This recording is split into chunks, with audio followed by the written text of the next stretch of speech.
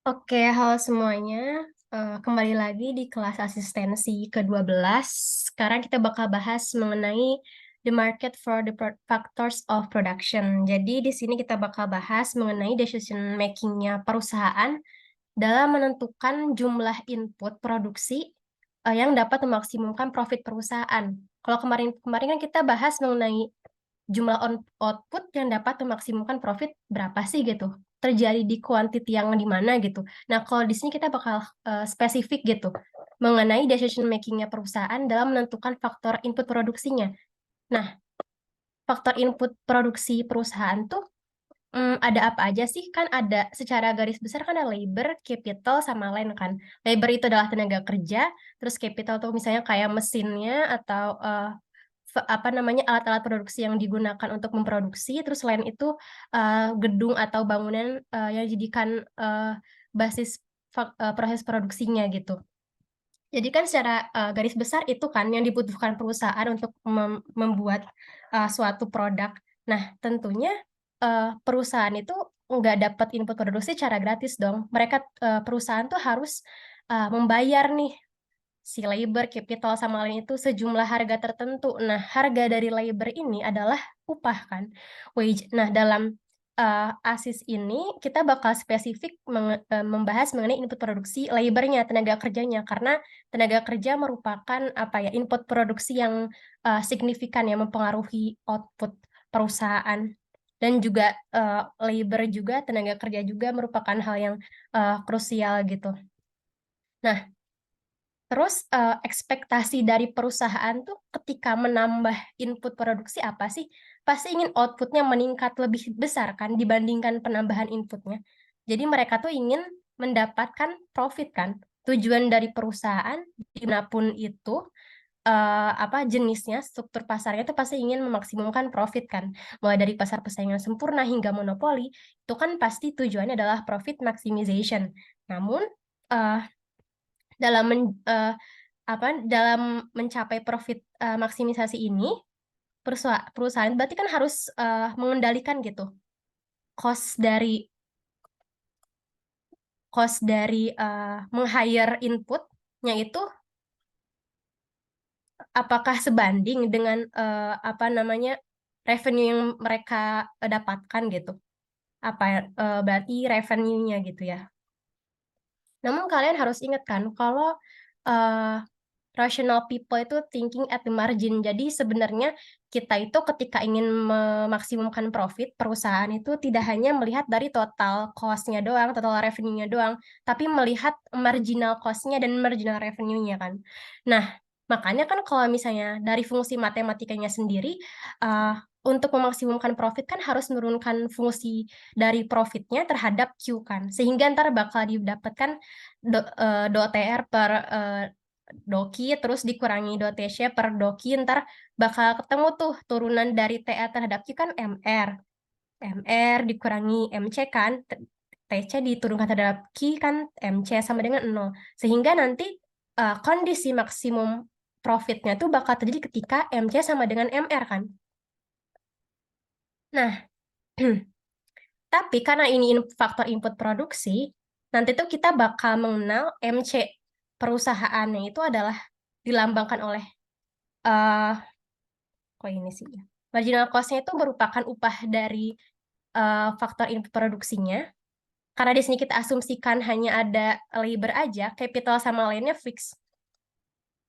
Kita di sini hanya memperhitungkan labornya aja, maka marginal cost atau tambahan biaya yang diperlukan oleh perusahaan dalam memproduksi output itu harus yang dibayarkan adalah sebesar wage-nya kan. Dan marginal revenue-nya, tambahan pendapatannya dari meng-hire satu unit output, itu ntar bakal kita kenal namanya value of marginal product of labor. Atau value marginal product of labor ini adalah seberapa besar sih si input ini berkontribusi dalam meningkatkan output gitu. MPL kan itu tuh marginal product of labor. Nah, value di sini sendiri menunjukkan bahwa kita tuh nggak bisa ngebandingin wage sama marginal product of labor secara langsung. Karena apa? wage itu kan dalam bentuk mata uang kan, currency, bisa dolar, bisa rupiah. Sedangkan marginal product of labor kan marginal product ya, of labor. Jadi perubahan outputnya kan akibat penambahan input. Maka dari itu berupa kuantitas kan. Makanya harus kita konversikan ke dalam bentuk mata uang juga. Makanya kita kalikan price. Maka VMPL ini merupakan price dari outputnya. Make sense kan? Harga jualnya berapa sih gitu? Dikalikan tambahan output yang dihasilkan dari penambahan tenaga kerja. Dikalikan jadilah value dari marginal product of labor-nya. Nah, jadi intinya di sini tuh kita bakal ngebandingin itu sih. Kayak wage sama VMPL itu eh, kayak gimana sih kondisinya untuk memaksimumkan profit gitu. Kita bakal bahas oh ya, di sini juga kita diasumsikan kita bergerak di pasar persaingan sempurna ya guys. Jadi karena pasar persaingan sempurna, harga dan upah itu given ya dari kekuatan market supply dan demand gitu. Karena itu makanya dia price taker, maka perusahaan itu nggak bisa ngatur harga maupun tingkat upah di pasar kan. Karena itu udah dari kekuatan supply dan demand dari market gitu. Maka yang bisa perusahaan lakukan dalam memaksimumkan profit adalah apa? Entah dia mengatur jumlah outputnya atau dia mengatur jumlah inputnya gitu. Nah, dalam konteks ini kita bakal khusus fokus bagaimana perusahaan itu mengatur jumlah input yang dapat memaksimumkan profitnya. Input di sini kita spesifikin lagi adalah laboring ya kan, tenaga kerja. Karena diasumsikan di jangka pendek itu capital sama lain itu fix atau dia konstan gitu, tidak berubah. Ya oke, masih 3 orang, 2 orang. Oke, nah di sini kita bakal bahas dari uh, karena ini merupakan market yang baru ya, market labor itu kan tenaga kerja kan. Sebelum-sebelumnya kan kita lebih bahas ke outputnya. Maka di sini bakal ada perbedaan. Oh bentar, kita bila apa mention dulu asumsi yang dipakai tadi udah jelasin ya kalau kita tuh pakai asumsi kalau kita bergerak di pasar yang pasar persaingan sempurna. Terus perusahaan bertujuan untuk memaksimumkan profitnya. Sehingga perusahaan itu sebenarnya nggak secara langsung peduli terhadap jumlah tenaga kerja yang mereka hire atau jumlah output yang mereka perlukan. Jarang kan kalau kita lihat misalnya perusahaan gitu. Pokoknya pengen 100 tenaga kerjanya gitu, 100 labor gitu. Kan nggak bisa kan? Tapi pasti kayak gini, perusahaan berangkalnya tuh dari point of view profit kan. Oh, pokoknya profitnya harus di atas 10 juta gitu. Baru dia menentukan kalau untuk mencapai 10 juta ini maka inputnya harus berapa dan ekspektasi outputnya bakal berapa gitu kan. Jadi point of view perusahaan itu sebenarnya gak secara langsung peduli terhadap jumlah tenaga kerjanya, tapi dia peduli terhadap profit yang gue mau tuh maksimumnya berapa, baru ntar di set berapa input yang dibutuhkan, ntar marginal produknya berapa, dan ntar secara keseluruhan marginal profitnya berapa gitu. Jadi di sini asumsinya juga firm is profit maximizing ya. Nah, di sini apa sih yang menarik di pasar tenaga kerja ini? Seperti yang kita tahu, jangan ketukar ya. Kalau kita lagi bahas mengenai pasar tenaga kerja, yang menjadi uh, labor demand-nya adalah rumah tangga produsen kan, perusahaan. Karena perusahaan yang membutuhkan tenaga kerja. Makanya kurva demand di sini tuh punya perusahaan. Nah, sedangkan kurva supply-nya ini merupakan rumah tangga konsumennya. Karena yang mensuplai tenaga kerja di pasar itu kan kita-kita nih yang ada di rumah tangga konsumen ya kan. Kita yang mensuplai tenaga kerja, sedangkan yang meminta tenaga kerja itu yang menyediakan lapangan kerjanya kan, yaitu si perusahaannya. Jadi jangan ketukar. Sedangkan kalau kita dulu kemarin tuh kan pasarnya disuplainya perusahaan kan, baru di demand-nya adalah kita yang mengkonsumsi. Ya, ini di pasar barang dan jasa, di pasar outputnya. Di sini di pasar inputnya. Kalau di pasar input, di supply-nya adalah rumah tangga konsumen, di demand-nya adalah perusahaannya, kayak gitu. Jadi di sini point of view-nya harus mulai diubah gitu. Nah, uh, demand dari demand dari faktor input itu merupakan derived demand, guys. Derived demand itu maksudnya karena demand dari perusahaan itu demand dari perusahaan terhadap faktor input produksi baik labor, capital, atau land merupakan turunan dari keputusan perusahaan dalam mensuplai barang dan jasa di pasar lainnya, yaitu di pasar barang dan jasa. Jadi gini, di pasar barang dan jasa, final outputnya nih, final goods-nya, perusahaan kan mensuplai nih, mensuplai apa misalnya di sini Apple contohnya. Nah, keputusan si perusahaan dalam mensuplai Apple ini berkaitan dengan decision-nya perusahaan dalam mendemand input produksinya juga kan. Karena apa? Dalam memproduksi kan kita membutuhkan tenaga kerja, land, capital gitu. Nah, makanya keputusan perusahaan dalam mensuplai output di pasar bergantung juga nih terhadap demand perusahaan terhadap tenaga kerja. Jadi keduanya tuh saling berkaitan gitu. Market di barang dan jasa dan market di input itu saling berkaitan. Makanya di sini disebut derived demand. Kayak gitu. Nah, di sini kita bakal sorry gue kecepatan gak yang ngomongnya? Bisa diikutin, guys? Bisa, Kak. Bisa. Bisa, ya oke. Di sini kita bakal bahas production function.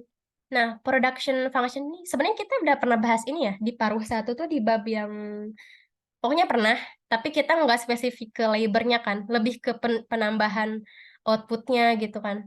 Nah, di sini kita bakal spesifik membahas mengenai marginal product of labor-nya, sama VMPL-nya, dan seterusnya.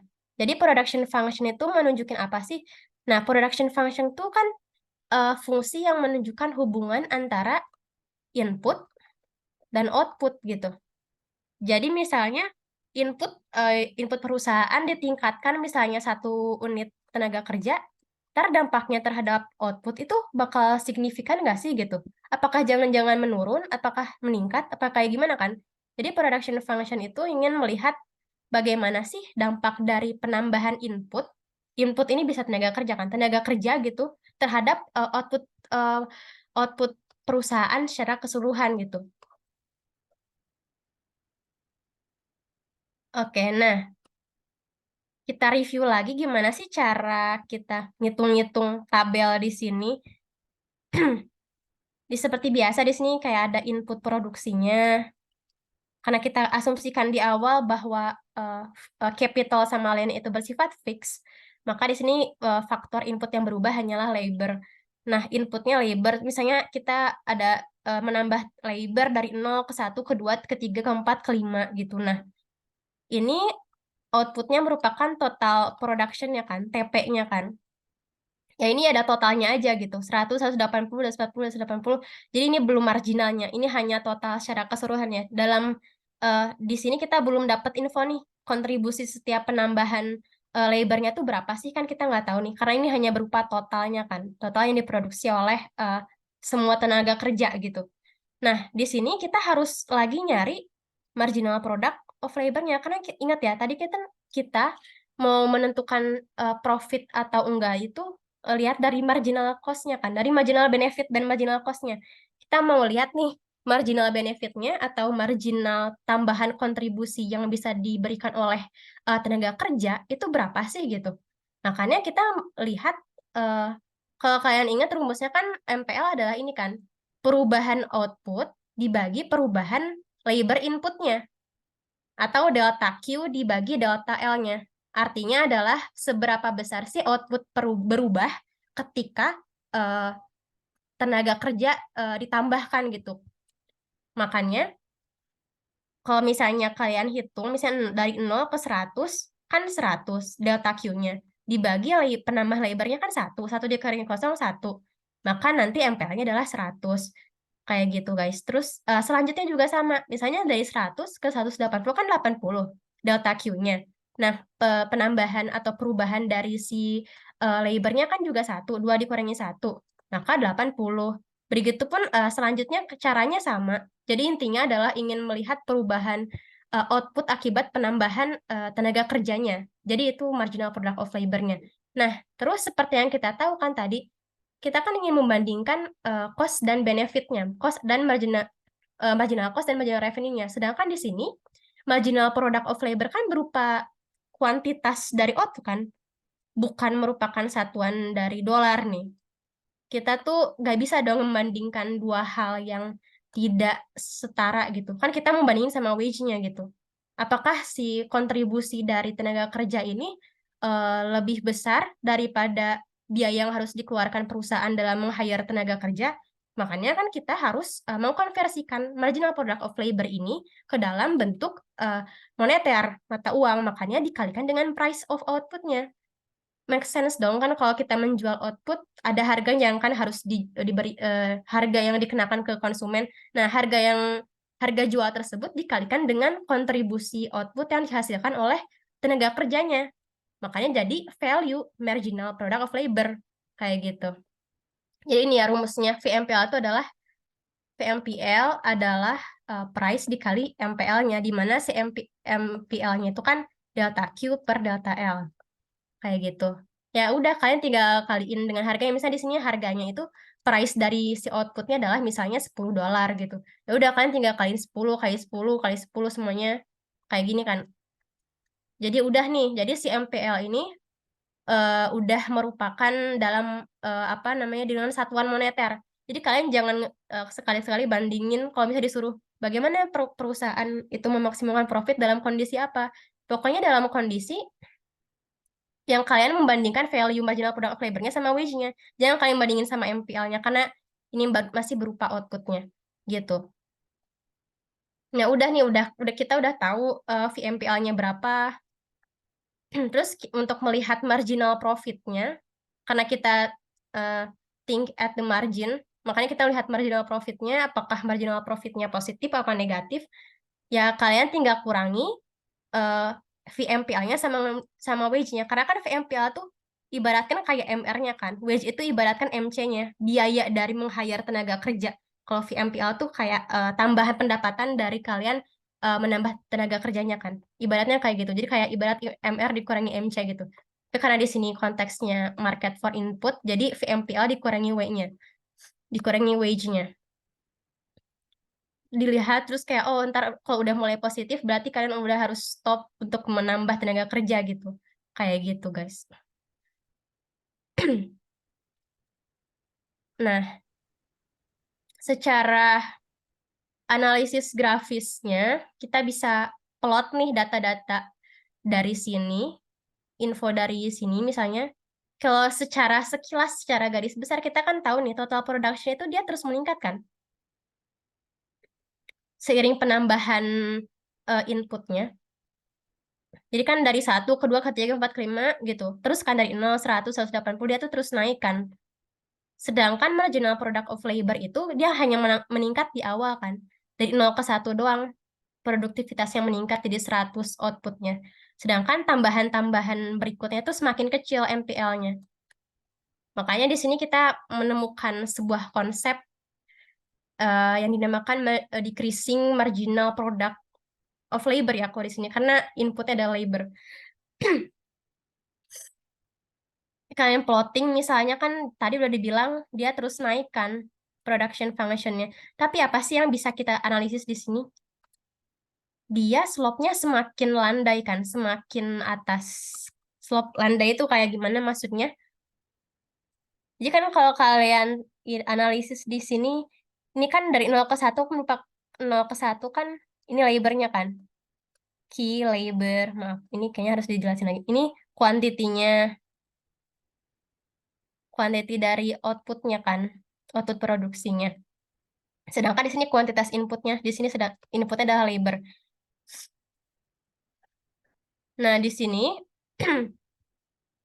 dari 0 ke 1 tenaga kerja, peningkatan outputnya berapa sih gitu. Maka di sini adalah delta L-nya, di sini adalah delta Q-nya. Delta Q per delta L kan kalau kita tadi tahu rumusnya merupakan MPL-nya kan. Marginal product of labor-nya. Alias slope dari production function itu merupakan eh, merupakan marginal product of labor. Tadi kan ini 100. Nih, dicari lagi. Terus ini kan 80. Terus di sini tadi 60. Terus di sini 40, terus di sini 20, terus di sini ya udah beres. Sorry. Nah, terus di sini kalian bisa tahu kan, oh ternyata penambahan outputnya itu semakin menurun nih guys, seiring penambahan labornya. Waduh, loading. Seiring penambahan inputnya, seiring menambah tenaga kerjanya, justru eh, produktivitas perusahaan atau marginal product of labor-nya itu semakin turun. Makanya dia secara keseluruhan total production function-nya itu semakin landai kan. Jadi di sini menunjukkan konsep yang dinamakan diminishing marginal product, yaitu menunjukkan kondisi di mana marginal product dari perusahaan itu menurun ketika inputnya terus ditambahkan. Karena mungkin kayak gini asumsinya, ketika udah terlalu banyak pekerja yang di-hire perusahaan, ntar bukannya malah makin produktif, mungkin ntar bakal menjadi inefisien gitu, inefisiensi, dan alokasinya tuh nggak efisien mungkin ya. Jadi di sini banyak alasan gitu, kenapa sih ketika justru tenaga kerjanya semakin banyak gitu, marginal product of labor-nya semakin turun gitu, kayak gitu. Berhubungan dengan produktivitas perusahaannya. Nah, ini kalau digambar secara turunannya di sini VMPL. Ini marginal produknya gitu, ini TF-nya. Ya sama aja guys, ntar kalian kayak tinggal uh, ubah pisah ke dua kurva yang berbeda aja ntar. Kayak gitu. Ini udah pernah dibahas di sesi ASIS sebelum UAS. Ya, kita review lagi. Kenapa? Ada yang mau ditanyain dulu?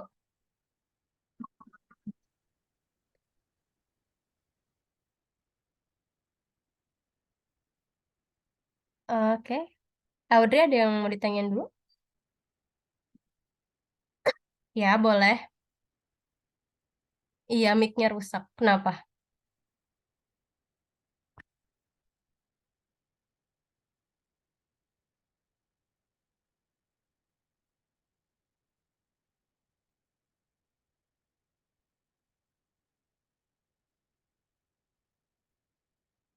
Sumbu horizontal dan vertikal dari sumbu vertikalnya itu di sini inputnya atau di sini labornya. Sama kayak ini aja guys, quantity labor sama quantity outputnya. Di sini total produk berarti outputnya. Ini juga outputnya, sumbu horizontalnya juga inputnya. Jadi kan input sama output kan. Jadi horizontalnya adalah inputnya, sedangkan vertikalnya adalah outputnya. Kayak gitu. Ada lagi?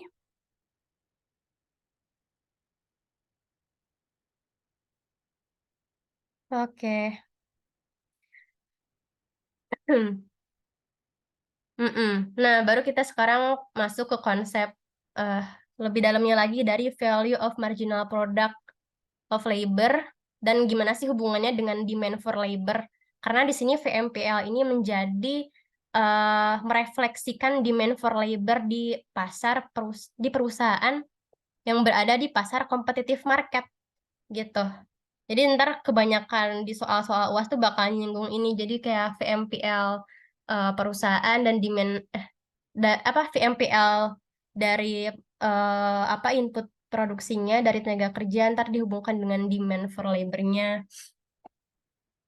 Nah, di sini seperti yang udah kita tahu kan perusahaan dalam menentukan kuantitas faktor produksinya, dalam menentukan jumlah tenaga kerja yang ingin dipakai, itu membandingkan dong cost-nya berapa dan benefit-nya berapa. Cost dari meng-hire tenaga kerja udah disinggung sebelumnya merupakan apa? Wage-nya kan, upah yang harus dibayarkan. Itu merupakan cost-nya. Sedangkan benefit yang diterima oleh perusahaan dari menambah satu unit tenaga kerja misalnya, merupakan MPL-nya kan, marginal product of labor-nya kan, tambahan output yang dihasilkan dari penambahan satu unit tenaga kerja. Nah, si MPL ini kan tadi udah kita tahu dikalikan dengan price dari outputnya supaya dia setara nilainya dengan si wage. Jadi sama-sama dengan satuan moneter, currency, rupiah, dolar, segala macam gitu. Makanya di sini di competitive market, perusahaan yang memaksimalkan profit itu memiliki karakteristik bahwa si VMPL, kurva dari VMPL-nya ini juga menunjukkan labor demand curve-nya. Karena kenapa? Karena si VMPL ini kan secara tidak langsung menentukan decision making-nya perusahaan dalam meng-hire tenaga kerja. Kalau si VMPL-nya ini lebih besar daripada wage-nya, maka kan berarti masih ada benefit yang bisa diterima perusahaan kan? Gitu. Makanya masih bisa nih nambah tenaga kerja gitu. Tapi kalau misalnya upahnya lebih tinggi daripada value yang diterima perusahaan, itu kan berarti udah kebanyakan nih tenaga kerja gitu. Makanya kan si VMPA ini bisa merefleksikan uh, labor demand perusahaan terhadap tenaga kerja kayak gitu. Ini sih kenapa dia bentuknya downward sloping. Ada yang menanya sama yang optimum kalau VMPL sama berarti ya Kak? Iya, betul. Jadi optimum itu kalau VMPL sama dengan wage-nya. Kenapa dia downward sloping nih kurva VMPL-nya? Karena kalian tahu kan kalau MPL itu tadi udah dibahas sebelumnya dia terus menurun kan seiring dengan penambahan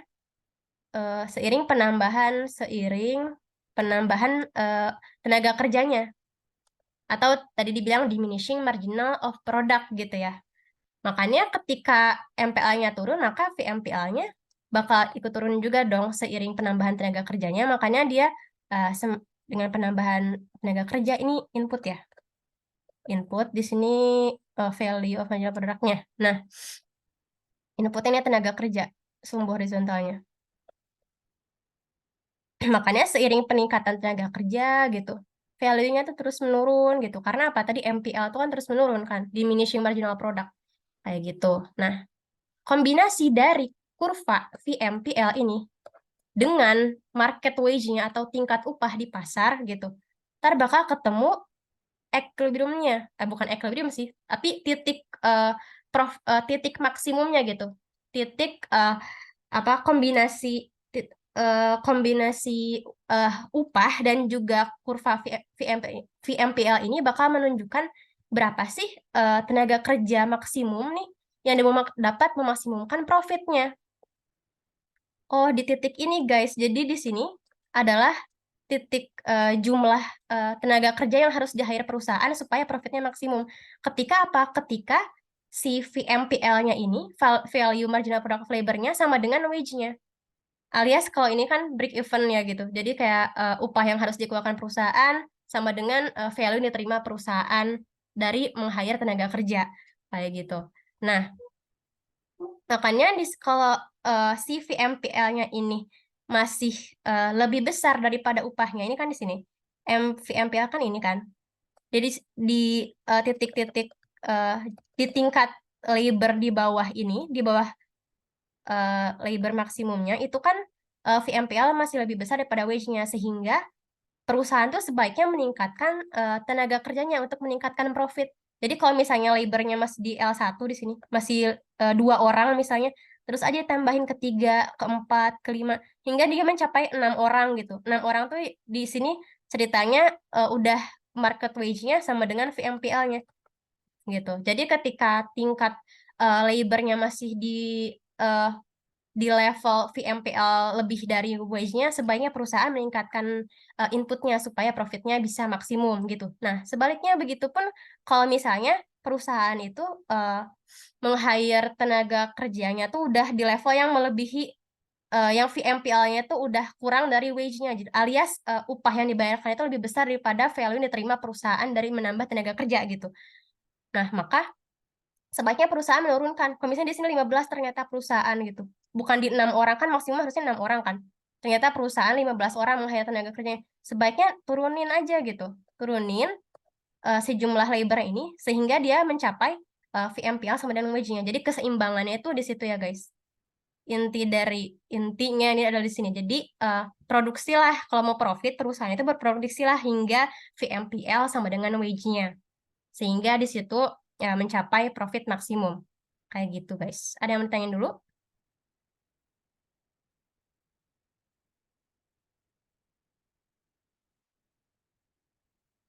Jelas, oke. Nah, terus di sini kita bakal bahas di market demand for labor-nya. Seperti yang kita tahu kan, dulu kita pernah bahas tuh kayak moving along the curve kayak gimana, shifting kayak gimana kondisinya. Kalau di market barang dan jasa itu kan apa ada demand apa hukum demand kan bahwa kalau misalnya harganya naik, kuantitas yang diminta bakal turun. Di sini juga sama guys. Jadi bedanya kalau di market labor ini price itu merupakan si wage-nya. Karena price dari tenaga kerja, harga dari tenaga kerja kan merupakan upah. Makanya kalau terjadi perubahan upah nih di pasar, itu bakal mempengaruhi jumlah apa jumlah tenaga kerja yang diminta oleh perusahaan, tapi hanya di sepanjang kurva demand for labor-nya. Jadi nggak shifting gitu, hanya berubah di sepanjang kurvanya. Jadi kuantitas tenaga kerja yang diminta oleh perusahaan nurun jika upahnya naik gitu. Kayak make sense dong kalau upahnya naik, masa nambah tenaga kerja ya ntar bengkak dong keuangannya gitu. Ntar malahan jadi nggak balik modal gitu. Nah, kalau misalnya upahnya turun, justru perusahaan ya mau-mau aja kalau ningkatin tenaga kerja karena ya udah per orangnya jadi dibayar lebih murah gitu. Nih kalau upah turun, demand-nya naik. Jadi berhubungan terbalik ya, gitu. Nah, terus di sini shifting ini kalau di labor demand shifting gara-gara apa sih gitu? Kurva demand for labor-nya, demand terhadap tenaga kerja, shifting gara-gara apa? Kita libatkan lagi nih VMPL yang kita bahas sebelumnya ke sini. Jadi labor demand itu kurva dari demand terhadap tenaga kerja itu bakal shifting jika value of marginal product of labor-nya berubah. Jadi apapun itu yang mengusik si VMPL-nya itu bakal bikin si apa si demand-nya bakal shifting entah itu ke kiri atau ke kanan itu tergantung konteksnya kan. VMPL kan kita tadi tahu dia price dari outputnya, price atau harga jual dari barang yang diproduksinya kan dikalikan MPL-nya alias MPL itu kan delta Q per delta L-nya atau penambahan output akibat menambah satu unit tenaga kerja gitu, additional quantity-nya gitu. Nah, maka dari itu secara garis besar sih faktor yang mengubah VMPL itu ada tiga ya, at least di buku gitu. Tapi ntar kalian bakal menemukan konteks-konteks lain misalnya di soal. Ntar kalian lihat aja pokoknya shocknya itu dirasakan oleh perusahaan atau tenaga kerja gitu. Ntar kalian hubungkan aja pakai opini kalian. Nah, tapi secara garis besar di sini adalah yang mempengaruhi VMPL-nya ini ada the price of firm's output. Udah jelas kan? Karena rumusnya sendiri kan price output dikali MPL. Jadi kalau harga jual dari barang kalian itu naik, udah jelas VMPL-nya naik dong. Maka ntar labor demand-nya bakal naik alias shifting ke kanan. Kalau naik tuh berarti kan shifting ke kanan. Kalau turun shifting ke kiri. Ingat-ingat lagi materi yang paruh satunya nih. Nah itu. Kalau kalau harga dari outputnya meningkat, value MPL-nya bakal meningkat, dan labor demand-nya bakal meningkat. Kayak gitu. Nah, terus yang kedua yang mempengaruhi VMPL-nya apalagi, yaitu adalah harga dari faktor produksi lain sih sebenarnya. Nah, tapi dia itu mm, jadi mengurangi atau menurunkan demand itu tergantung dari jenis faktor produksi lainnya.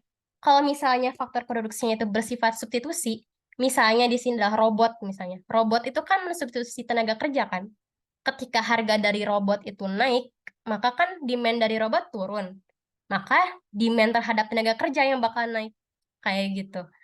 Nah, terus kalau misalnya si faktor produksinya itu bersifat komplement atau melengkapi tenaga kerja, misalnya di sini mesin jahit atau komputer gitu, yang diutilisasikan atau digunakan oleh tenaga kerja, itu kan hal yang tidak bisa terpisahkan gitu. Jadi kalau salah satunya harganya naik, terus demand-nya turun, ya tenaga kerja juga bakal turun. Misalnya di sini mesin jahit gitu. Mesin jahit kalau misalnya harganya jadi lebih mahal, ya tenaga kerjanya ngapain meningkat demand-nya, orang mesinnya cuma sedikit, yang menggunakannya juga ya cuma sedikit. Makanya ntar bakal sama-sama turun demand-nya. Kayak gitu. Nah, terus yang ketiga, teknologi. Nah, teknologi juga dia tergantung nih. Teknologi kan nggak semuanya dapat meningkatkan produktivitas perusahaan kan. Pokoknya ntar clue-nya, kalau si teknologinya meningkatkan produktivitas, yang mana MPL-nya atau marginal product of labor-nya semakin meningkat ketika ada teknologi, maka labor demand-nya bakal naik atau shifting ke kanan. Nah, begitu pun sebaliknya, kalau misalnya teknologinya justru nggak efisien, gitu, teknologinya menurunkan produktivitas, maka ntar kan marginal product of labor-nya turun, sehingga VMPL-nya turun dan labor demand-nya turun. Kayak gitu. Jadi ntar kalian di sini cukup mudah sih, sesimpel apa faktornya, oke, oh udah tahu faktornya apa, terus kalian lihat, oh dia bikin VMPL-nya naik apa turun ya, karena kan demand, karena di per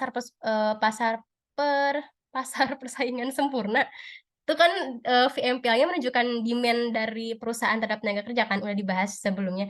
Nah, makanya kalau dia ketika kalian lihat faktornya apa, terus oh dia meningkatkan VMPL apa menurunkan VMPL nih, ntar implikasinya ke labor demand kayak gimana, kayak gitu. Jadi secara garis besar kayak gitu. Kalau misalnya ntar kalian lupa nih faktornya ada apa aja, tapi ntar kalian lihat faktornya apa, terus dia ke VMPL tuh dampaknya naik apa turun, ya udah ntar kalau ke VMPL-nya naik, ya labor demand-nya juga naik secara searah gitu ya hubungannya. Kayak gitu. Ada yang mau ditanya dulu? Di sini cukup simpel sih, kalian cuma geser-geserin demand-nya aja ke kiri apa kanan gitu, sini gitu, sama aja. Oh ya, implikasinya ya udah, pokoknya kalian setelah udah ngegeser-geserin demand-nya kemana-kemana, kan bakal kelihatan ntar wage-nya naik apa turun gitu kan. Kayak ini titik A, misalnya titik A, ini titik B, ini titik awalnya nih. Titik awalnya kan labornya cuma segini di L1. Ketika demand-nya meningkat, eh ya udah labornya meningkat.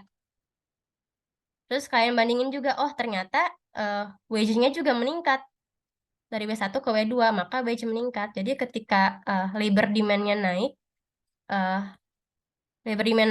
tenaga kerja yang di-hire meningkat, tenaga kerja yang diminta meningkat, dan wage-nya juga meningkat. Terus kalau misalnya labor demand-nya turun, nih misalnya di sini nih, D3 gitu, ke C, sama nih L, ya udah sebaliknya aja sih. Jadi ketika labor demand-nya turun, tenaga kerja yang diminta akan menurun, wage-nya juga turun. Nih, kayak gitu. Kayak gitu, guys. Terus implikasinya kalian lihat aja dari kurvanya. Sesimpel itu. Oke. Ada yang ditanyain dulu?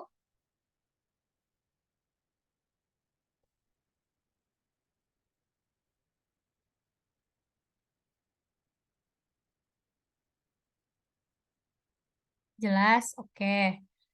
Nah, sebelumnya ibunya bahas tentang satuation effect sama income effect lagi nggak? Ini kayaknya udah di paruh satu deh.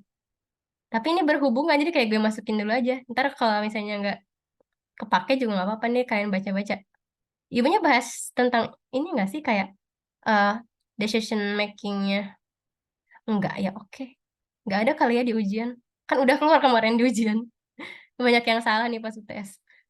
Oke. Tapi karena pernah keluar di soal PG-nya UAS tahun berapa ya? Ntar ada bahas soal, kita bahas sedikit aja nih. Jadi, labor supply nih, labor supply. Nah, labor supply itu kan sebenarnya dari market labor supply kan diturunkan, atau bukan diturunkan sih, merupakan agregasi dari individual labor supply. Jadi masing-masing tenaga kerja gitu. Supply kan datangnya dari kita kan, rumah tangga konsumen. Sedangkan kita tahu nih, kita sebagai orang yang mensuplai tenaga kerja gitu, kita sebagai tenaga angkatan kerja gitu istilahnya, itu mau bekerja pada tingkat upah berapa sih gitu. Karena kita kan dihadapkan pada trade-off antara leisure dan juga consumption, ya kan? Dalam memaksimalkan utilitas kita, kita tuh pengen lihat dulu upahnya emang berapa sih gitu. Jadi kayak ada tingkat upah yang mendorong kita mau bekerja. Kalau misalnya upahnya masih cuma 100.000 mah gue mending leisure aja lah, mending santai-santai gitu. Tapi kalau misalnya upahnya udah misalnya 5 juta, wah oke, kayak gue harus bekerja gitu. Jadi kayak individual itu decision making dalam bekerja itu tergantung dari eh, upahnya berapa, terus preferensi dia itu sukanya bekerja atau sukanya leisure. Kita bahas konsep singkatnya aja, kita nggak akan kayak breakdown kurvanya lagi karena ini udah di paruh satu. Tapi in case di ujian tuh kayak takutnya menyinggung konsepnya, kita bahas aja. Oke. Jadi kan seperti yang kalian tahu, wage rate itu atau tingkat upah merupakan opportunity cost dari leisure. Ibaratnya gini, tingkat upah di pasar semakin tinggi, terus kita posisinya lagi nganggur gitu. Terus tingkat upah di pasar terus aja naik dari 5 juta, 6 juta, 7 juta. Kita kan merasa yang lagi nganggur ngerasa, buset kalau gue kerja tuh bisa bisa gue bisa dapat segitu gitu. Jadi kayak kalian tuh kalau lagi nganggur, ibaratnya kehilangan kesempatan untuk mendapatkan 5 juta, 6 juta, 7 juta itu gitu. Jadi ibaratnya ketika tingkat upah di pasar semakin meningkat gitu, opportunity cost kita sebagai orang yang bersantai-santai, leisure itu bakal meningkat juga. Makanya ketika upah meningkat itu sebenarnya ada dua efek nih. Nggak sesimpel tadi yang didimen kan. Kalau upah berubah tuh kan ya udah tinggal moving along the curve. Tapi kalau di labor supply upah upah meningkat itu kan ntar bakal terjadi dua efek, yaitu substitution effect sama income effect. Nah, substitution effect itu singkatnya membandingkan relatif price-nya kan. Membandingkan ya relatif price-nya. Ketika leisure menjadi relatif lebih mahal karena upahnya meningkat kan, upah meningkat nih. Maka leisure itu menjadi relatif lebih mahal daripada konsumsi. Konsumsi ini kan menunjukkan kalau kita kerja atau enggak kan. Jadi singkatnya, ketika upahnya meningkat, opportunity cost kita dari leisure, dari menganggur semakin meningkat. Terus maka mendorong individu untuk bekerja lebih rajin. Jadi individu itu bakal mengurangi leisure time-nya karena melihat di pasar nih gajinya tinggi gitu. Jadi dia membandingkan dua hal antara leisure dan juga bekerja gitu. Oh, berarti lebih baik bekerja. Kalau substitution effect tuh kayak gitu kan, membandingkan relatif price-nya. Sehingga ntar di pasar tenaga kerja, kuantitas labor supply-nya itu bakal meningkat. Jadi dia substitution effect itu positif ya. Kalau income effect, justru ketika upahnya naik, income dari labor secara keseluruhan kan meningkat nih. Upah naik ya udah income si tenaga kerja meningkat, maka dia tuh merasa relatif lebih kaya kan. Sehingga bisa meningkatkan dong konsumsi dan leisure-nya secara bersamaan, bisa-bisa aja kan. Makanya ketika si tenaga kerja meningkatkan leisure-nya, artinya kan leisure sama waktu bekerja kan berbanding terbalik kan. Kan waktu 24 jam nih. Kalau dipakai leisure-nya 12 jam, bekerja 12 jam gitu. Terus di sini konteksnya leisure-nya meningkat nih. Maka waktu kerjanya dong yang dikorbankan. Waktu kerjanya menurun kan. Maka menurunkan quantity labor supply-nya. Maka dari itu, efek dari peningkatan upah terhadap labor supply tergantung nih dari efek mana yang lebih dominan. Apakah substitution effect-nya atau income effect-nya. Kalau substitution effect-nya lebih besar daripada income effect-nya, ketika upah meningkat, leisure-nya justru menurun. Ini bagus, maksudnya sesuai ekspektasi gitu kan. Maunya ketika upah meningkat ya semakin rajin bekerja dong, gitu. Ini substitution effect yang lebih dominan, leisure-nya menurun, working hours-nya meningkat, dan labor supply-nya bakal upward sloping. Nah, kalau misalnya income effect-nya lebih dominan, ketika upahnya meningkat, justru leisure-nya itu bakal meningkat karena mereka merasa relatif lebih kaya nih, ngapain ningkatin waktu kerja, kan duit gue udah banyak gitu. Kalau income effect tuh kayak gitu kan, income effect jadi merasa lebih kaya gitu, maka working hours-nya bakal nurun nih, dari 24 jam dia bakal menurunkan waktu kerjanya gitu. Nah, ntar di labor supply-nya ntar bakal kok upward sloping dua-duanya, downward sloping di sini maksudnya. Nah, ini kayak grafisnya kayaknya tuh nggak usah dibahas ya. Takutnya makin tambah pusing. Karena ini udah dibahas sebelumnya di UAS, di UTS maksudnya. Kayak gini guys gambarnya. Perlu dibahas lagi apa nggak usah?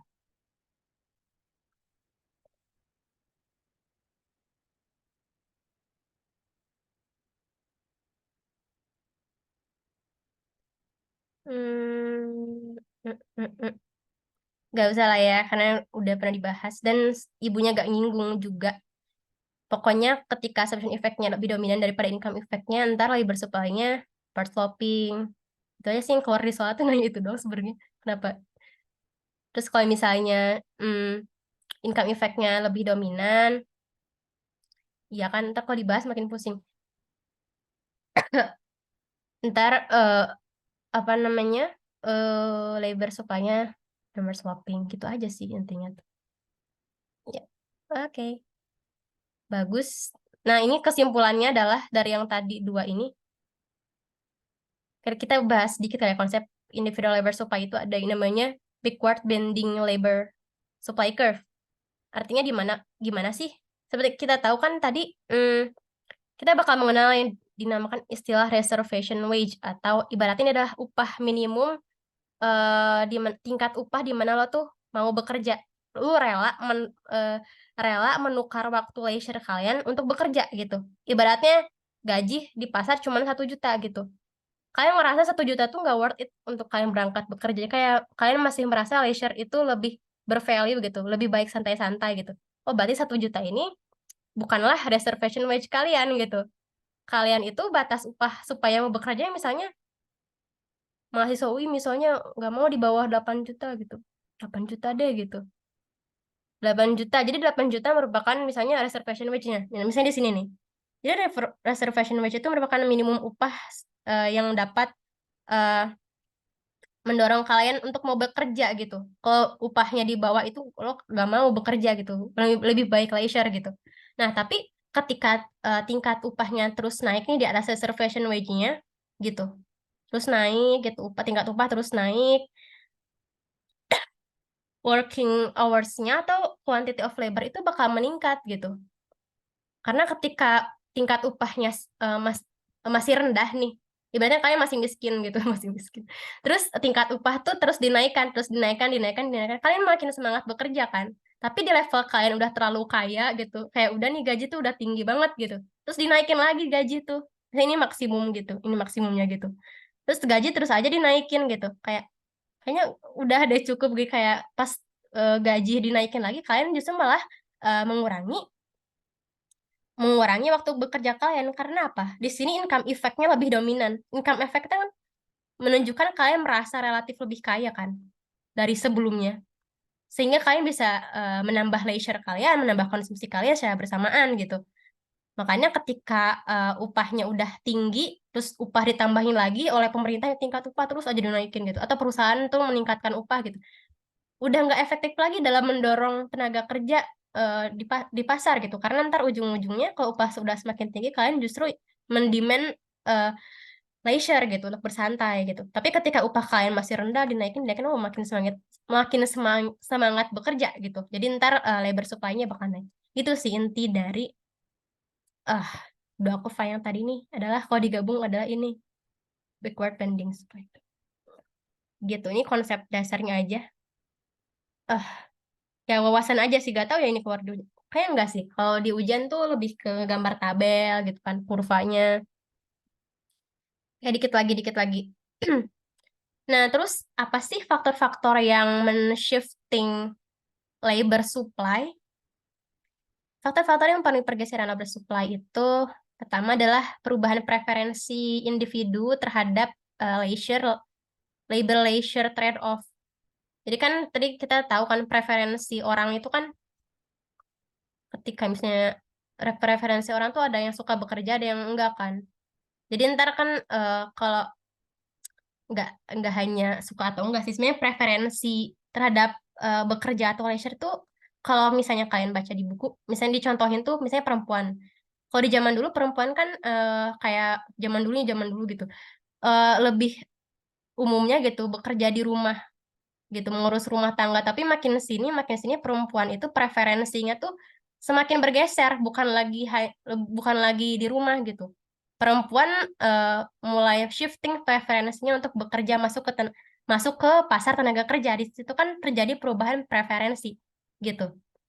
Dan hal-hal contoh-contoh lainnya banyak. Jadi ketika tadi perubahan preferensi di masyarakat terhadap insentif mereka untuk bekerja, maka ntar bakal mengubah labor supply-nya gitu. Terus yang kedua, perubahan alternatif peluang kerja lain. Kalau misalnya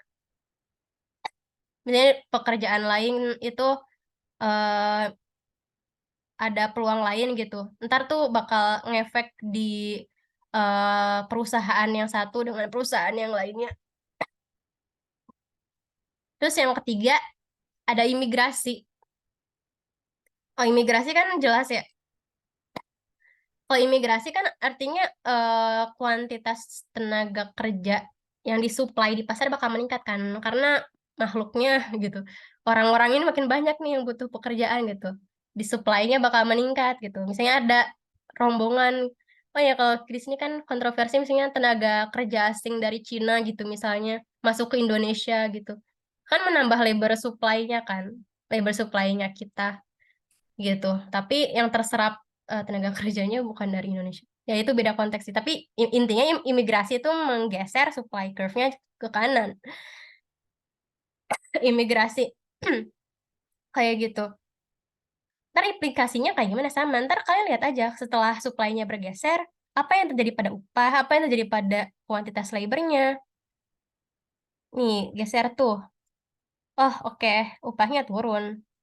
Kalian tinggal bandingin sama titik awalnya aja. Oh, upahnya turun. Terus yang kedua, labor-nya naik. Terus ya begitu, kalau misalnya supply-nya turun gitu. Ketika supply-nya turun, shifting ke kiri, maka apa? Upahnya naik, upahnya naik, terus juga, labor-nya turun. Tenaga kerja yang di-hire juga, yang diminta juga turun. Kayak gitu. Simple sih. Ini intinya kalian geser-geserin supply-nya ke kiri atau ke kanan gitu. Nah, barulah kita mencapai equilibrium gitu. Udah bahas demand, supply secara terpisah. Kalau di market, dua-duanya berinteraksi dong. Nggak jalan sendiri-sendiri, supply-nya sendiri, demand-nya sendiri. Sebenarnya kita yang udah bahas di sini juga udah interaksi, deng. Ini udah interaksi supply demand. Berarti equilibrium in labor market. Jadi sini keseimbangan dari upah merupakan perpotongan kan terjadi ketika perpotongan supply dan demand berpotongan. Ntar bakal ketemu tingkat upah equilibriumnya di mana sama tingkat tenaga kerja equilibriumnya di mana. Kayak gitu. Ingat demand di sini merefleksikan VMPL perusahaannya. Nah, wage equilibrium kan misalnya di sini. Misalnya nih tingkat keseimbangan 5 juta. Terus kalau misalnya dipaksain gitu, dinaikin upahnya di atas equilibrium, misalnya di sini 10 juta, apa yang terjadi? Ini konsepnya kayak pernah kita bahas ke UTS. Berarti kan di sini kan perpotongan antara harga harga wage dengan labor supply kan ini QLS-nya, labor supply-nya. Di sini QLD-nya atau kuantitas labor demand-nya. Berarti kan kalau di sini terjadi eh, LS lebih besar daripada QLD. Artinya apa? Supply. Kalau upahnya meningkat nih dipaksain meningkat dari keseimbangan upahnya, maka akan terjadi labor supply-nya meningkat dong karena kita melihat oh insentif di pasar gajinya meningkat, orang-orang pada berbondong-bondong ingin bekerja, maka labor supply-nya meningkat. Lebih besar peningkatannya daripada si demand dari perusahaannya itu sendiri. Maka ntar bakal muncul unemployment atau pengangguran. Umumnya kita kayak gini kan. Jadi labor supply-nya lebih banyak daripada lapangan kerja yang tersedia. Makanya kan ada pengangguran eksis gitu. Nah, tapi kalau misalnya upah diturunkan gitu, misalnya dipaksain turun di bawah equilibriumnya, maka akan terjadi shortage worker yang dimana demand labor demand terhadap tenaga kerjanya bakal lebih besar. Ini kan kalau kalian gambar gitu. Ini kan berarti eh, LD-nya, ini LS-nya. Lihat aja perpotongannya dengan kurva ini supply, berarti di sini LS-nya. Ini berpotongan dengan LD-nya, maka ini LD-nya. Di sini kan labor demand-nya lebih besar daripada labor supply-nya, maka ntar bakal shortage worker. Tapi umumnya kita terjadi ini kan, lebih banyak yang disupply daripada yang di demand-nya, unemployment, kayak gitu. Itu guys, jadi materi kali ini cuman itu aja. Nah, buat meng, apa, biar lebih nampol lagi, biar kayak kalian langsung implementasiin ke soal, kita langsung bahas soalnya. Keburu nggak ya sampai sebelum maghrib? Kalian ada yang mau ditanya dulu nggak guys sebelum gue bahas soalnya? Biar lebih ngerti gitu konsepnya tuh bener yang dipakai di soal gitu. Ada yang mau ditanya dulu nggak?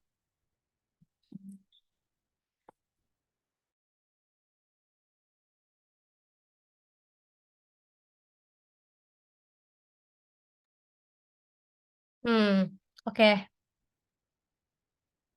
Oke, ini jadi kayak gue udah kompilasi soal-soal 3 tahun terakhir. Tiga, UAS 3 tahun terakhir. Jadi kayaknya gue nggak tahu ya ntar bakal ada sesi khusus review UAS atau enggak. Karena sebenarnya gue udah bahas soal-soal UAS sih sebelum di setiap sesi ASIS ya. Ya paling kan review lagi atau kalau ada yang ditanyain boleh nanya. Gue maksimalin deh. Soalnya biasanya hampir seminggu mau UAS tuh udah hektik banget. Banyak tugas, project kelompok kan ya. Jadi kayak gue nggak tahu sih. Ntar masih bisa kayak nambah sesi bonus buat bahas soal atau enggak. Tapi sebenarnya bahas soalnya udah nih. Sekarang-sekarang nih udah 3 tahun terakhir gitu. Kita coba. Nah, nomor ini UAS 2022-2023 kemarin. Banget. Nah, nanyain value of marginal product of labor dapat definisikan sebagai, udah tahu kan VMPL itu merupakan price dari output dikali MPL-nya kan. MPL itu marginal product of labor, tambahan output yang dihasilkan dari menambah satu unit tenaga kerja karena L kan labor. Delta Q per delta L kan ini. Oke, definisikan katanya. Value C bukan K gitu. Ya, betul sekali. C jawabannya. Karena ya udah jelas. Produk marginal dari input. Ya, produk marginal dari input kan si MPL-nya kan. Dikali dengan harga output. Betul. Kalau yang lain, tambahan pendapatan terima dari penjualan satu unit ini kan MR biasa kan. Peningkatan pendapatan terima dari satu unit input tambahan ini kurang spesifik kan. Kurang spesifik. Terus yang C ini yang paling benar. Produk fisik ini apalagi enggak? Ya, salah. Nah, terus yang nomor 15, manakah pernyataan di bawah ini yang tepat terkait pasar input? Pada setiap struktur pasar, untuk memaksimumkan profit, perusahaan akan merekrut pekerja sampai pada titik ketika value of marginal of labor sama dengan tingkat upah. Sebenarnya ini benar ya. VMPL sama dengan upah ini merupakan titik apa namanya untuk memaksimalkan profit. Tapi di sini salahnya itu adalah di sini pada setiap struktur pasar. Kenapa? Kan kita bilang kalau ini tuh terjadi hanya di competitive market. Nah, jadi hati-hati nih kalau di UAS. Banyak yang salah di PG kemarin pas UTS. Hanya di competitive market, bukan pada setiap struktur pasar, coy, gitu. Jadi salah ya. Meskipun ini keterangannya benar untuk memastikan profit, ya udah berproduksilah dari hingga tingkat VMPL sama dengan tingkat upahnya. Tapi di sini salahnya ini. Nah, terus biaya kurva permintaan tenaga kerja akan bergeser karena faktor dari perubahan harga tenaga. Nah, kurva permintaan tenaga kerja atau labor demand-nya ya bergeser karena faktor perubahan harga tenaga kerja. Enggak dong, tadi kan wage itu kan hanya mengakibatkan menyebabkan moving along the curve kan. Yang D ya berarti. Ya, betul yang D sekali jawabannya. Yang C juga enggak, kenaikan permintaan tenaga kerja akan meningkatkan kenaikan permintaan tenaga kerja. Kita coba gambarin yang C. Kenaikan permintaan tenaga kerja misalnya nih supply ini demand naik gitu. Naikkan jumlah tenaga kerja, gaji akan turun. Enggak dong, karena ketika demand naik, kita bandingin tuh si apa namanya labor yang di hire-nya naik, wage-nya juga naik kan. Kalau demand-nya naik, maka ini salah. Karena gaji akan turun katanya, salah. Maka ya benar. Yang D. Kenapa benar yang D? Karena penawaran tenaga kerja yang miring ke atas berarti bahwa orang merespon kenaikan upah dengan bekerja lebih lama dan menikmati waktu luang lebih sedikit. Ya benar. Karena apa? Artinya kan ketika Kayak gini.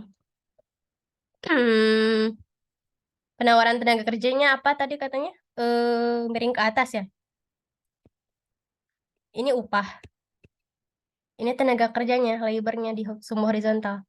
Ketika miring ke atas, katanya berarti orang merespons kenaikan upah nih. Upah semakin naik gitu. Dengan meningkatkan waktu bekerja mereka, maka labor supply-nya bakal naik kan. Benar kayak gini. Jadi kenaikan upah meningkatkan peningkatan si labornya juga. Kalau yang downward sloping kan tadi konteksnya kalau income effect-nya lebih besar daripada saturation effect-nya kan. Karena makanya downward sloping. Karena upah naik, justru orang malah makin pengen leisure gitu. Nah, tapi kalau di sini karena oversloping, orang merespon kenaikan upah dengan meningkatkan tenaga kerjanya dan menikmati lebih sedikit waktu luang gitu. Nah, oke. Nah, terus di sini berdasarkan 16. Ya, betul. Nah, tapi kita hitung dulu. Nah, di sini kan Q output aliasnya total produknya kan. Ini kalian belum MPL-nya kan. Sedangkan kan kalau mau lihat dia menambah tenaga kerja itu worth it atau enggak, itu kan lihat dari MPL-nya kan. Ya dong, makanya di sini cari dulu MPL-nya berapa, 30. Di sini kita step by step ya guys. Berapa? Kok 30 terus 25, terus di sini 15. Terus di sini kok gue jadi nggak bisa ngitung. Ntar ulang-ulang. 0 ke 30, 30. 30 ke 55, 25, 55, 15. Terus 75 ke 90, ya 15 terus 10. Ya, margin of labor mengalami penurunan ketika jumlah pekerja meningkat. Betul.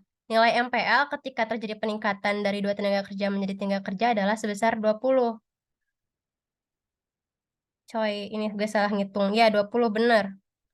Dari 2 ke 3 tenaga kerja ya, 20. Sorry, ini apa banget.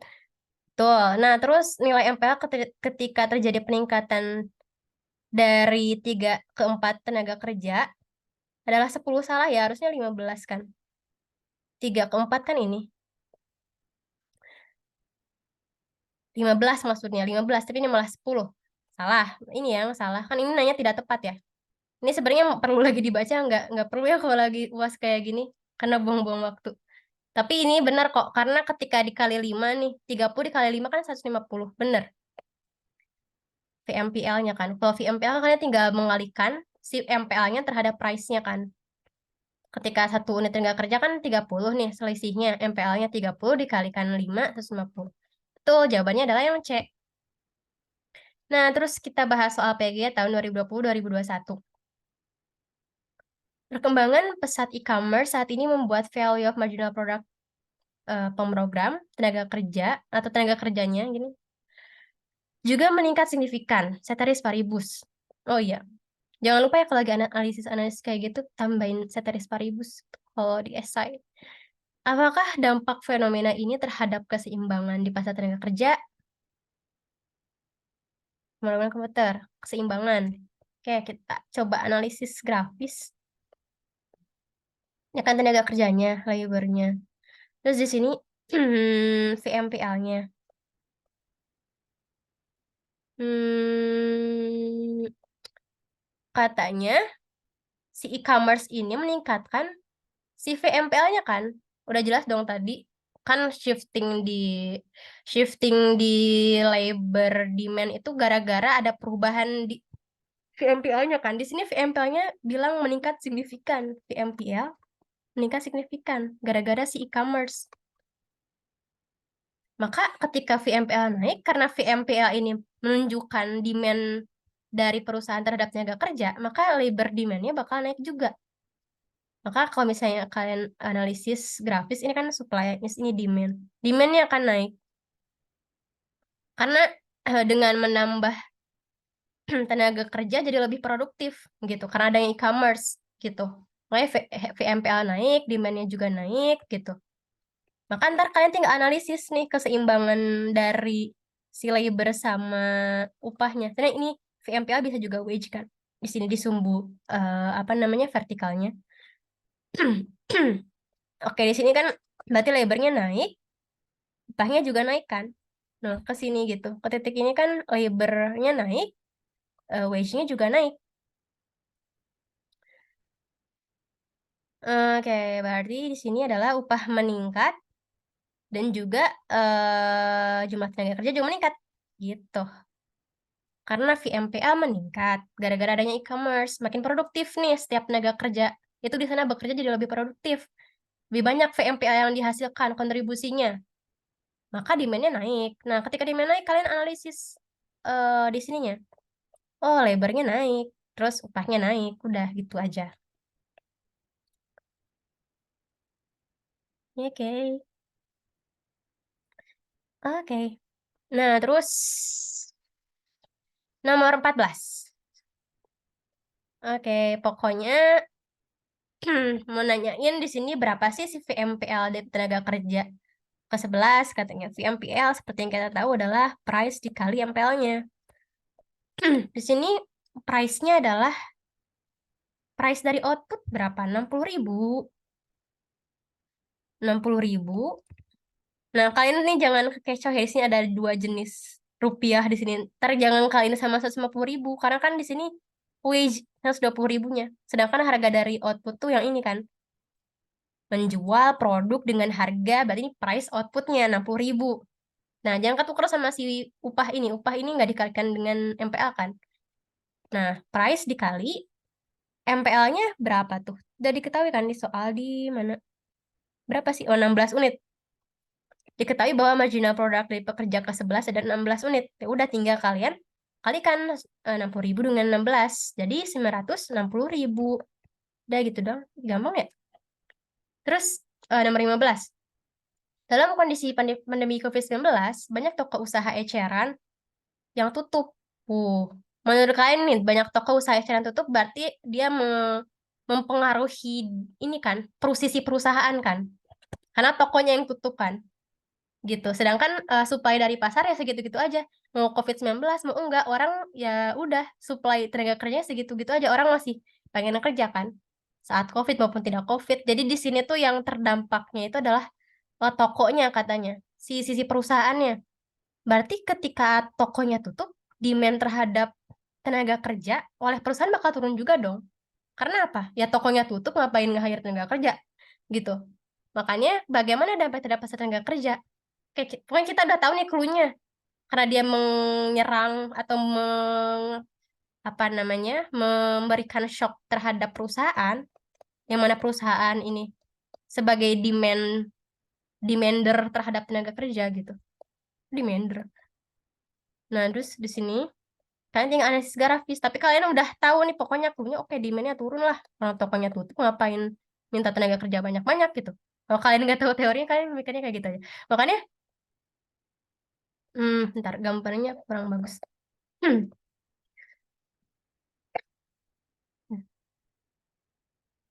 Ini udah di-record belum sih?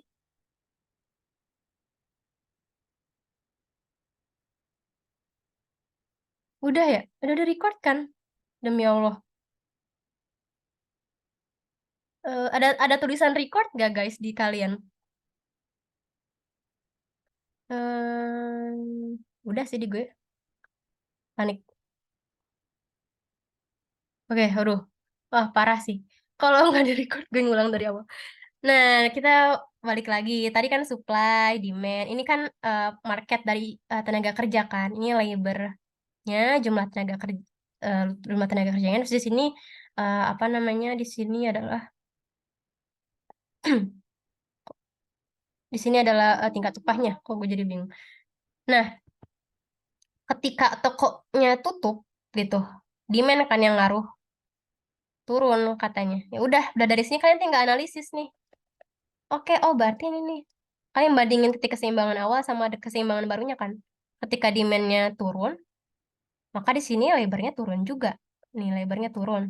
Ya terus upahnya juga turun juga. Berarti di sini secara bersamaan kan. upah turun, tenaga kerja juga turun. Kalau pas COVID-19 kan kayak gitu. Jadi demand perusahaan terhadap tenaga kerja turun, banyak yang di PHK, terus ya gajinya juga turun. Kayak gitu. Mana sih tadi? Jadi jawabannya adalah yang upah akan turun, upah dan jumlah tenaga kerja turun. Nah, betul yang D jawabannya. Kayak gitu, guys. Jadi kayak ada soal-soal kayak ini kalian tinggal eh, lihat dia menyerang, bukan menyerang, maksudnya mempengaruhi si perusahaan apa si labor supply-nya atau kita sebagai angkatan kerjanya. Terus ntar lihat setelah itu dia menggeser demand ke kanan apa ke kiri gitu. Ntar implikasinya, oh lihat wage-nya gimana, terus kuantitas labornya gimana gitu, bandingkan dengan equilibrium awalnya. Kayak gitu. Nah, terus yang nomor 16. Gambar di bawah ini mengistilahkan permintaan dan penawaran di pasar tenaga kerja apabila terjadi pergeseran kurva penawaran tenaga kerja. Katanya kurva penawaran tenaga kerja geser gitu. Dari S1 ke S2 meningkat. Apakah yang terjadi pada kondisi keseimbangan tenaga kerja yang baru? Apakah yang terjadi di sini katanya? Dibandingkan dengan yang awal. Upah pada kondisi keseimbangan adalah W1. Oh tidak, karena keseimbangan adalah W2. Salah. Marginal product of labor adalah W2. Salah dong kok W2. Marginal product of labor kan dia berupa quantity kan. Sedangkan di sini nggak dijelasin dong. Di sini kan hanya ada tenaga kerja di sumbu X-nya sama wage-nya kan. Kok tiba-tiba dibahas MPL? Marginal product kan nggak ada ya. Apalagi di W2 kan itu upah. Terus yang C, value of the marginal product of labor adalah W2. Bener, karena kalian tahu kan, kalau demand itu kan di pasar persaingan sempurna merupakan PMPL-nya kan. Makanya ketika dia berpotongan dengan wage, bisa dikatakan juga bahwa dia sama dengan marginal product of labor-nya adalah W2 yang ngecek. Opportunity cost waktu luang tenaga kerja adalah W1. Oh, apalagi ini. Nambah tiba-tiba nyambung ke opportunity cost kan di sini nggak ada ya, di kurva ini nggak dijelasin. Jadi jawabannya yang cek. Nah, kita bahas soal esai. Udah maghrib belum ya? Esainya perlu dibahas juga, perlu sih. Nah, sebenarnya gue udah cobain sih esainya. Apa biar cepet langsung taruh. Hmm, ini sih jawabannya. Kita gambar lagi deh biar seru. Nah, pandemi COVID-19 telah menyebabkan perubahan struktur pasar tenaga kerja di berbagai sektor, katanya. Jelaskan dan gambarkan dengan diagram yang tepat perubahan keseimbangan pasar tenaga kerja pada kondisi-kondisi di bawah ini. Kemajuan teknologi digital meningkatkan produktivitas perusahaan.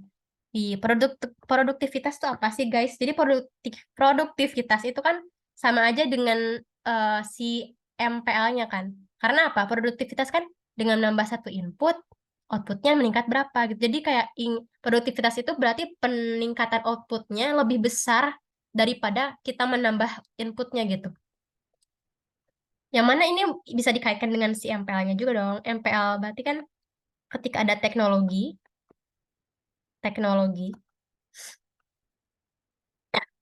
produktivitas meningkat, MPL meningkat. VMPL-nya juga meningkat. Yang mana si VMPL ini merefleksikan demand perusahaan terhadap tenaga kerjanya. Maka demand for labornya meningkat. Ini geser apa moving along the curve? Geser dong, karena tadi yang moving along the curve hanya karena perubahan upah. Faktor-faktor selain perubahan upah itu shifting kurva demand. Kayak gitu. Itu kayak kayak konsep sebelumnya kan, kalau sebelumnya itu di pasar barang dan jasa kan faktor selain harga ya kan akan menyebabkan shifting kurva demand-nya gitu. Nah, kalau di sini upah tuh yang hanya moving along the curve. Jadi faktor-faktor kayak teknologi gitu dan lain-lain itu dia men-shifting demand-nya. Nah, dia shifting kanan apa kiri tergantung. Dia meningkatkan produktivitasnya MPL-nya apa enggak gitu, VMPL-nya apa enggak. VMPL kan ini ibaratnya adalah value yang diterima perusahaan atau benefit yang diterima oleh perusahaan dengan menambah satu unit tenaga kerja. Misalnya di sini asumsikan hanya tenaga kerja gitu. Gimana gambarnya? Ya udah tinggal digambar. Terus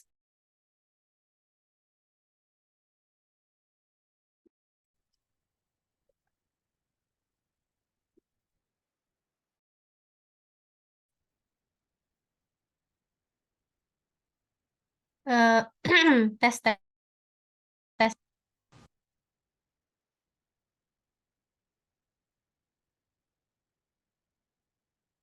tes tes. Masih nge-lag gak ya ini? Sorry.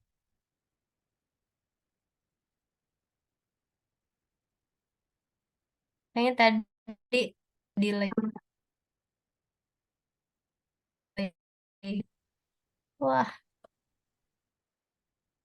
apakah suara gue masih bisa terdengar? Oke, 6B ngaruhnya berarti ke supply. 6B. Iya, betul.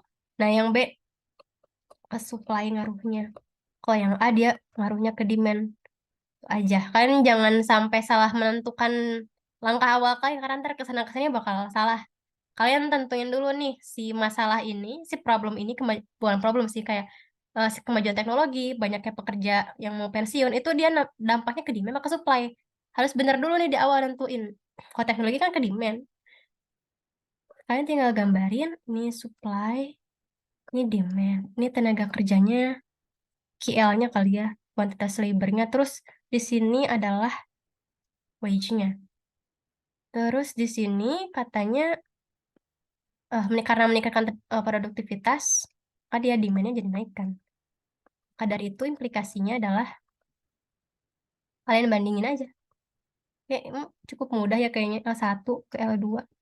Naik ya, meningkatkan meningkatkan apa namanya? Tenaga kerja yang di hire-nya, demand-nya jadi naik. Terus upahnya juga naik. Jadi implikasinya adalah upah naik, kuantitas labornya juga naik kayak gitu. Nah, yang B, banyak pekerja mulai mempertimbangkan bekerja mandiri di rumah sehingga mengajukan pensiun dini. Nah, ini kan dari sisi kita sebagai angkatan kerja kan. Berarti dari labor supply-nya, bukan dari labor demand-nya. Ketika banyak orang pengen apa namanya pensiun dini, maka labor supply-nya bakal turun dong. Makanya ntar kurva supply-nya yang bakal shifting ke kiri. Gitu sih intinya. Geser. Terus kita lihat implikasinya kayak gimana. Ini kan kuantitas labornya, terus di sini wage-nya. Jangan lupa kasih ini ya label, label variabelnya. Di sini labornya turun, tapi upahnya naik. Labornya meningkat, kuantitas labornya meningkat, upahnya, kok meningkat, turun ya? Salah ngomong. Turun maksudnya, upahnya yang meningkat. Ya, make sense dong, karena kan di pasar tenaga kerja saingan kita makin berkurang gitu. Labor supply-nya makin menurun. Jadi, terus makanya upahnya jadi meningkat gitu. Kayak gitu. Di sini, lihat dari analisis grafisnya. Oke, kayaknya ini udah cukup jelas. Nah, terus yang nomor 6, ya biar cepet, gue kayak kasih yang udah gue isi aja ya. Nah, intinya di sini, banyak kalian baca soalnya nih. Oke, harganya udah tahu berapa. 2 euro katanya. Harga jual bonekanya. Nah, kalian bisa kayak pause videonya kalau nonton recordnya ya. Ini saya udah keburu malam. Terus, untuk memproduksi boneka tersebut, Rudy perlu mempekerjakan pekerja. Pokoknya gajinya segini, guys. Gaji segini 30. Sedangkan harga jual produknya 2 euro per buah saja katanya. Diketahui bahwa pasar tenaga kerja ini bersifat kompetitif. Ya, pasti di sini tuh diasumsikan kompetitif sih. Karena ntar di monopoli market dan segala macam itu bakal beda lagi konteksnya. Terus, tabel berikut menunjukkan jumlah data kerja. Oke. Okay. Terus di sini ditanya nomor A-nya. Berapakah jumlah pekerja yang Rudy perlu pekerjakan apabila ia ingin mengoptimalkan keuntungannya? Kita tadi udah bahas kan, perusahaan kalau ingin memaksimumkan profit harus berproduksi hingga VMPL-nya, Value Marginal Product of Labor-nya, sama dengan wage-nya kan. Sedangkan di sini di tabel, ada nggak VMPL, ada nggak MPL, nggak ada kan. Berarti kan harus nyari dulu nih si MPL sama si VMPL-nya. Kan ntar bikin tabel baru, MPL-nya berapa, VMPL-nya berapa. Kalau MPL kan sesimpel selisihnya delta Q per delta L-nya kan. Di sini 20 dikurangi 0 kan delta Q-nya 20. Terus delta L-nya, delta labor-nya, 1 dikurangi 0 kan 1. Berarti 20. Itu jadi kayak udah selisihnya gitu. 20, 30, dan seterusnya kalian hitung, coba hitung sendiri. Nah, terus ntar kalian kalikan si MPL ini dengan price-nya. Dari price output-nya yang tadi udah diketahui adalah 2 euro saja katanya per unitnya. Kali 2, 20, dikali 2, 60, 20 kali 2, 40, dan seterusnya dikalikan 2 sehingga kalian tahu si VMPL-nya berapa. Nah, untuk tahu di mana eh, optimum labor yang dapat memaksimumkan profitnya, kalian harus bandingkan si VMPL ini sama dengan wage-nya. Di mana? Kan tadi wage-nya di 30 kan? Oh, di sini ternyata 30 itu di mana? Di 4 tenaga kerja ketika meningkatkan 3 pekerja ke 4 pekerja kan. Selisihnya kan dari situ. Dari 15 ke sini. Kan dikali 2, 30. Betul, sama dengan wage-nya kan. Makanya kenapa kita harus mengkonversikan MPL ke VMPL tuh biar bisa ngebandingin sama wage-nya. Biar tahu di mana titik level tenaga kerja yang dapat maksimal profit gitu. Makanya kita harus kalikan dengan price. Ketemu nih, wage sama dengan VMPL tuh di sini di 4 pekerja. Atau bisa dijawab ketika meningkatkan pekerja dari 3 ke 4 gitu. Ya sama aja pokoknya di sini 4 pekerja juga bisa. Terus apabila harga boneka? Harga bonekanya tuh yang oh enggak, harga bonekanya tetap katanya. Harga bonekanya tetap 2 euro, sementara gajinya katanya meningkat 60 euro per jam. Berapakah jumlah pekerja yang sebaiknya Rudi pekerjakan apabila yang ingin mengoptimalkan keuntungannya? Ya udah tinggal sama aja. Kalian bandingin ya sama dengan wage-nya kan. Tapi di sini wage-nya tuh udah berubah ke 40, udah bukan lagi di 30. Udah bukan di sini lagi. Oh, 60 di mana? Ya di sini 60. Maka di mana tenaga kerja yang dapat memaksimalkan profit jumlahnya berapa? Di 2 labor kan. Ketika meningkatkan labor dari 1 ke 2 orang. Disinilah terjadi maksimum profit ketika ketika apa namanya? Ketika upahnya meningkat ke 60. Pokoknya kalian ini tuh kayak menurut gue soal yang paling enak ya dikerjainnya. Kalian tinggal cari MPL-nya dulu, terus kalian udah tahu VMPL-nya, terus kalian bandingin maksimum tuh kalau sama dengan wage-nya kan. Manalah dari sini yang sama dengan wage-nya, disitulah keseimbangan tenaga kerjanya terjadi gitu. Bukan keseimbangan sih, tapi ya sih keseimbangan tenaga kerja yang dapat memaksimalkan profit kayak gitu. Cukup mudah. Terus nomor C-nya berdasarkan jawaban Anda pada poin A, B di atas, gambarkan kurva permintaan terhadap pekerja produksi boneka. Kalian tinggal gambarin. Ya udah sih, ini kalian tinggal ngeplotting aja kayak oke tenaga kerja 1, 2, 3, 4, 5, 6. Karena diketahui di soalnya cuma sampai 6 tenaga kerja. Terus VMPL-nya berapa? Kalian masukin kan. Oke, nah udah gue coba plotting. Ntar kalian bisa coba sendiri gitu. Ya pokoknya kayak gini gambarnya. Seret. Ya beginilah.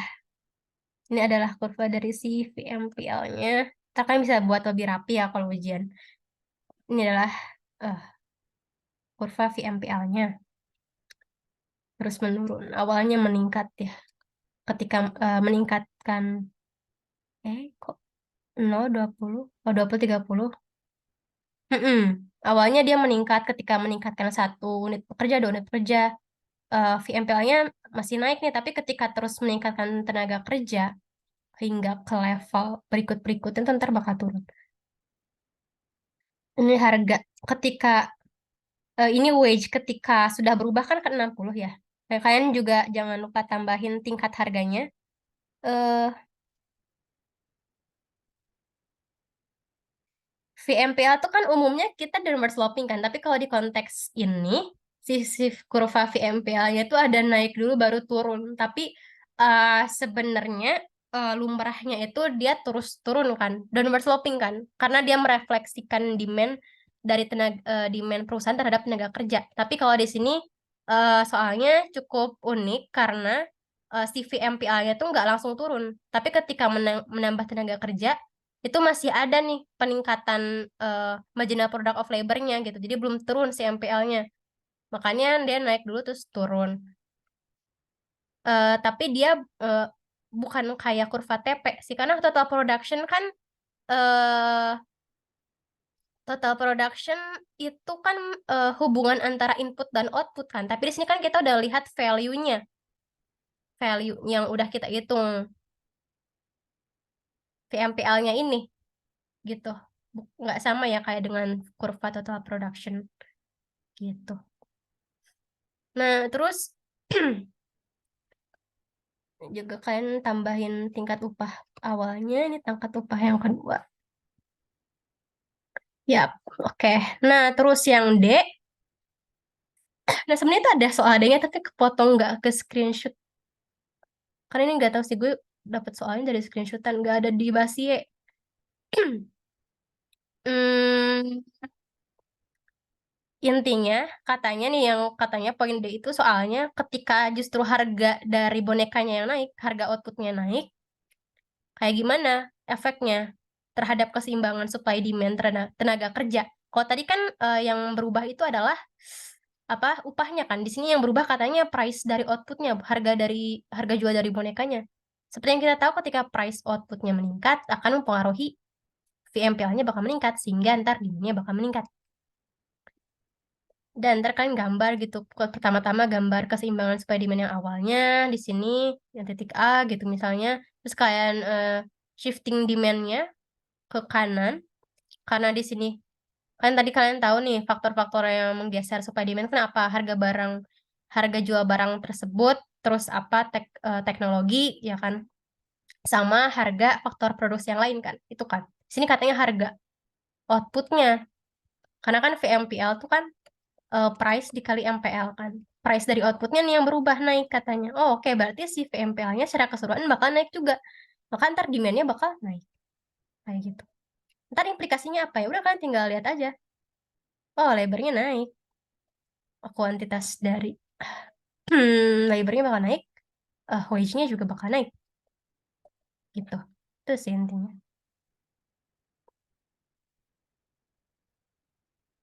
Mm-mm. Oke, ini satu lagi sih. Ya, bisa sholat maghrib.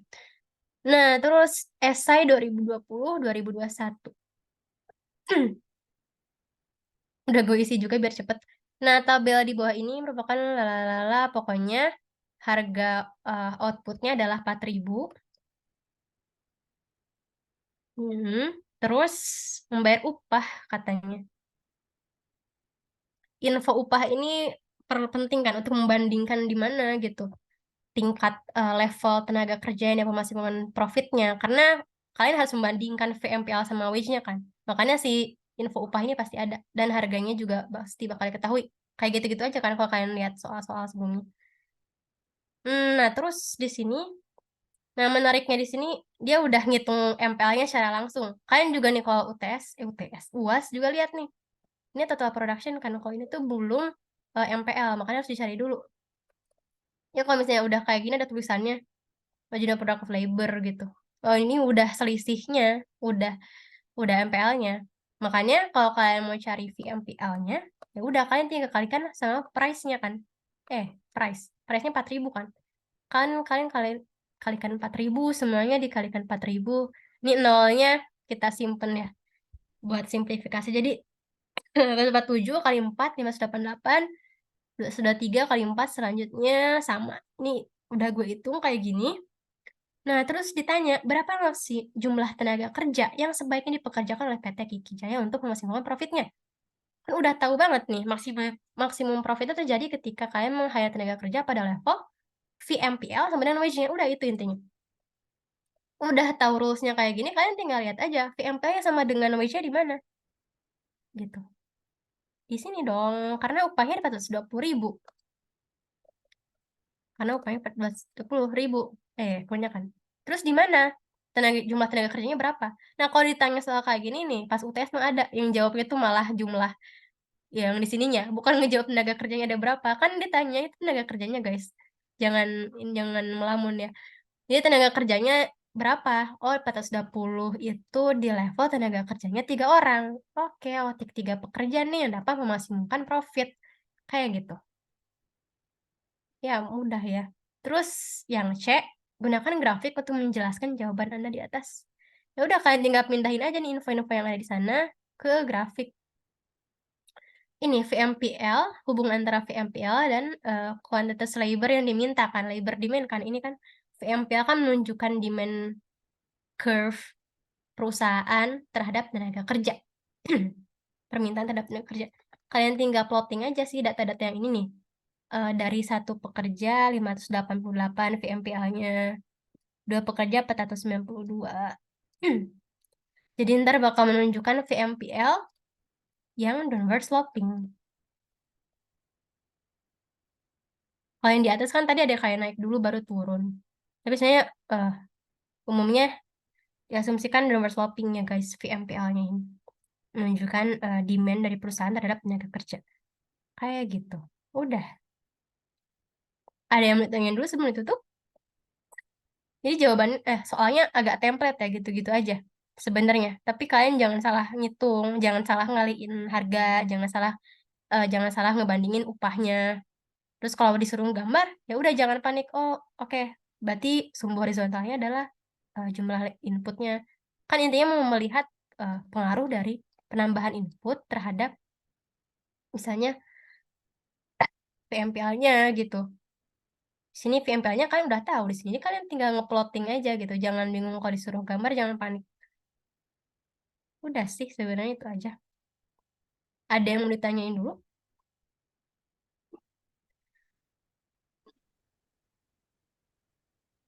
Ntar nih gue share di grup ya.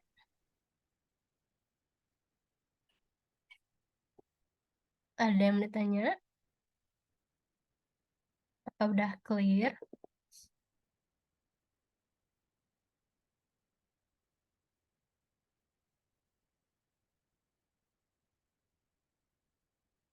Berarti gambar VMPL berdasarkan jawaban soalnya aja ya. Iya, betul. Kalian kalau disuruh ngegambar, jadi nggak ada patokan rules-nya gitu. Lihat aja keterangan di soalnya berapa. Ntar kalian plotting di level 1 tenaga kerja, MPL-nya berapa sih gitu. VMPL-nya berapa sih gitu. Jadi kan ingin melihat apakah seberapa worth it kalian meningkatkan tenaga kerja kan. Sebenarnya kan itu intinya. Kalau VMPL-nya semakin menurun, oh berarti semakin kita meningkatkan input tenaga kerja, justru value yang diterima oleh perusahaan gitu bakal semakin menurun VMPL-nya itu.